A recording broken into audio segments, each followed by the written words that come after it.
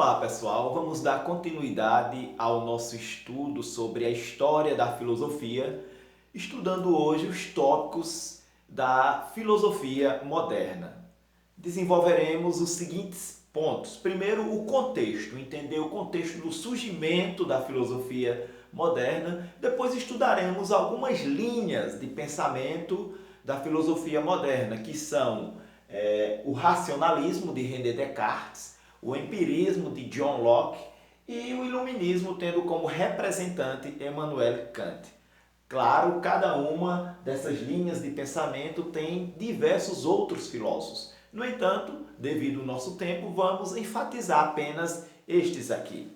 Primeiro, observemos o contexto do surgimento da filosofia moderna. A filosofia moderna ela vai do século XV até o século XVIII. E esses são os principais acontecimentos. Por exemplo, a passagem do teocentrismo para o antropocentrismo. O teocentrismo é aquela visão de mundo medieval, bastante dogmática, em que achava que Deus estava no centro de tudo. Theo em grego é Deus, então teocentrismo seria Deus e os dogmas da fé no centro de toda a organização social, política, econômica, religiosa. Então tem essa passagem do teocentrismo para o antropocentrismo.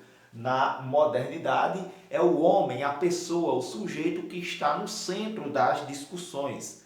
Anthropos em grego é homem, pessoa, então antropocentrismo é o homem no centro das atenções, no centro do universo, poderíamos dizer assim, né? A passagem também do geocentrismo para o heliocentrismo.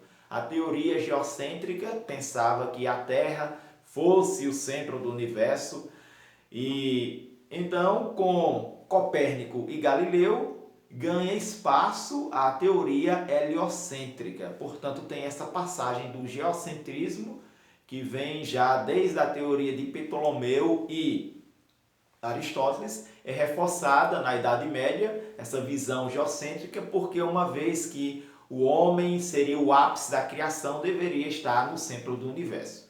Com o heliocentrismo, então, principalmente com a revolução científica, com Galileu, Copérnico e outros, tem essa nova visão de mundo, dizendo que é o Sol que está no centro do sistema solar.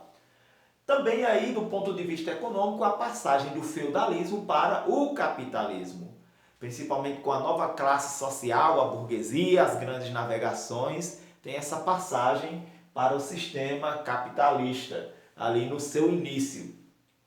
A questão da revolução científica, portanto, há um desenvolvimento do método com Descartes e Galileu, há um uso mais do ponto de vista da utilidade da matemática. Portanto, com as novas ciências, o homem quer conhecer e controlar os fenômenos da natureza, sempre ao seu favor, para o melhoramento dos problemas do dia a dia. Então tem também o surgimento da imprensa, principalmente com Gutenberg, a prensa móvel, então uma multiplicação e uma facilidade maior de imprimir, de escrever, de comunicar o que se pensa.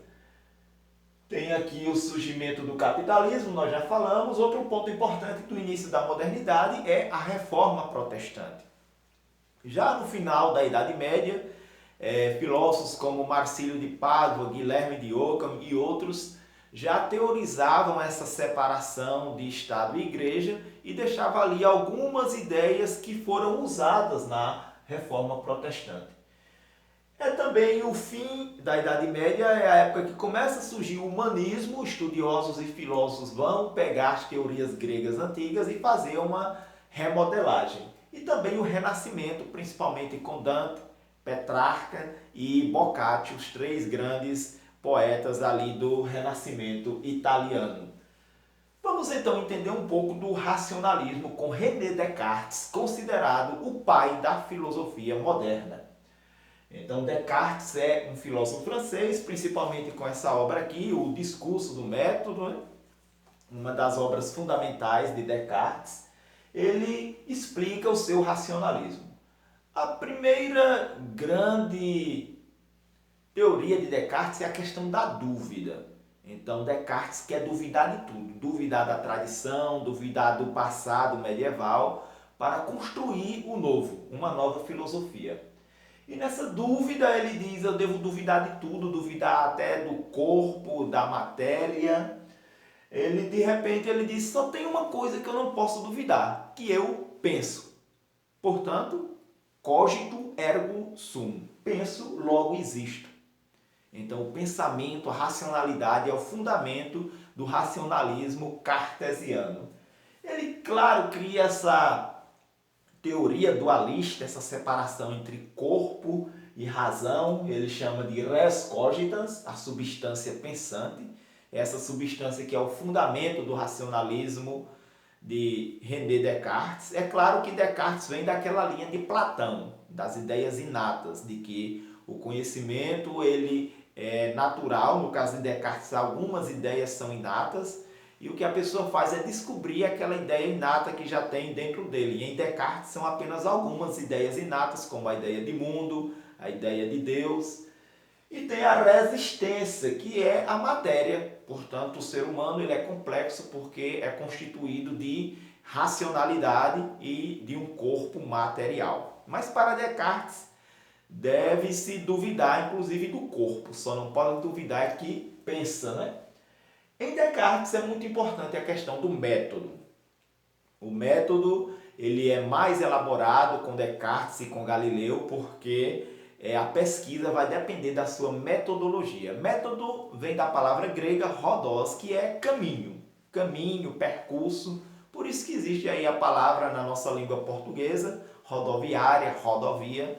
Todos vêm dessa palavra grega rhodos, que se transforma em método, e então essa metodologia, esse caminho que a ciência precisa percorrer. No caso de Descartes, o primeiro ponto da metodologia seria a evidência. Descartes diz, eu devo encontrar ideias claras e distintas nesse meu percurso filosófico. Depois é fazer uma análise, uma enumeração para compreender melhor, fazer uma síntese, começando sempre do menos problemático para o mais problemático, e a enumeração, que seria uma verificação.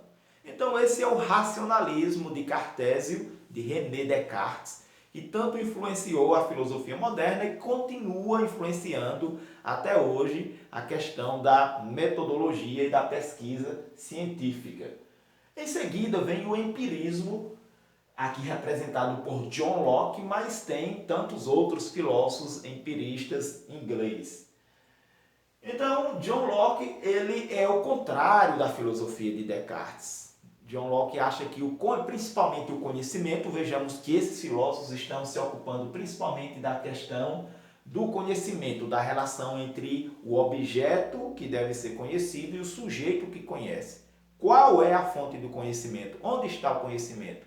Está no sujeito, na racionalidade, ou nos objetos que são conhecidos. No caso aqui do empirismo, vai dizer que no processo do conhecimento, nós dependemos sempre da experiência, da experiência e dos sentidos. Então, John Locke vai dizer que a nossa racionalidade, a nossa mente é como se fosse uma folha em branco, uma tábula rasa, uma folha em branco, que de acordo com as impressões, as experiências, vai adquirindo o conhecimento.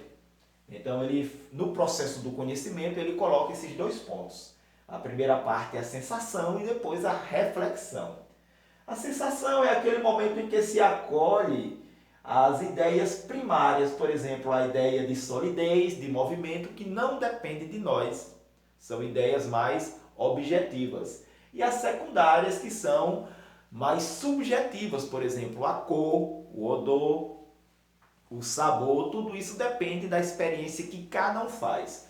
Então, no empirismo, a nossa capacidade racional vai adquirindo através dos sentidos essas qualidades dos objetos, e depois faz uma reflexão, um processo interno para adquirir e demonstrar o conhecimento. Portanto, nós temos aqui já duas grandes linhas de pensamento da modernidade, o racionalismo e o empirismo. Uma é bem diferente da outra, porque o racionalismo vai se basear principalmente na razão e o empirismo vai se basear principalmente nos sentidos e no objeto que é conhecido. É claro que esses filósofos também se ocuparam de política, por exemplo, John Locke faz uma crítica ao absolutismo político, né? Aquelas teorias absolutistas, né? Absolutistas da sua época. Em seguida vem a filosofia de Immanuel Kant, o criticismo kantiano que está dentro do iluminismo. O iluminismo é um grande movimento, vai se ocupar também de teorias políticas, de uma justiça mais equilibrada para todos, vai se ocupar do indivíduo. E do ponto de vista do conhecimento, Kant vai colocar a razão em um tribunal.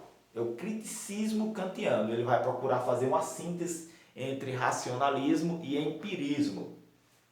Então, olha as perguntas que faz Kant. Kant pergunta: o que posso conhecer? Essa é a parte da teoria do conhecimento que ele vai desenvolver esse tema na crítica da razão pura. Depois, como devo agir? É a parte da ética, da moral, da política que Kant desenvolve na crítica da razão prática. E o que devo esperar? Mais a questão sobre Deus, sobre a religiosidade, que Kant desenvolve em outro livro sobre a religião dentro dos limites da razão. E depois, o que é o ser humano, que é a parte mais da antropologia e também da estética, que Kant escreve também a crítica do juízo. Então, para Kant, esse filósofo alemão, ele é um grande defensor do conhecer por si mesmo, dessa autopromoção da pessoa através do conhecimento. Por isso que aqui tem a palavra Aufklärung em alemão, que é ilustração, que é esclarecimento. O iluminismo é sempre o indivíduo esclarecido para lutar individualmente, também de uma forma coletiva, né, pelos seus espaços, mas se livrar de toda forma de superstição e de dogma. Então, para Kant, o conhecimento ele é empírico. O conhecimento empírico é o conhecimento a posteriori, é aquele que vem depois, através da experiência e dos sentidos. E tem também o conhecimento puro, o conhecimento a priori. O conhecimento a posteriori é tipo um juízo do tipo: este livro é amarelo.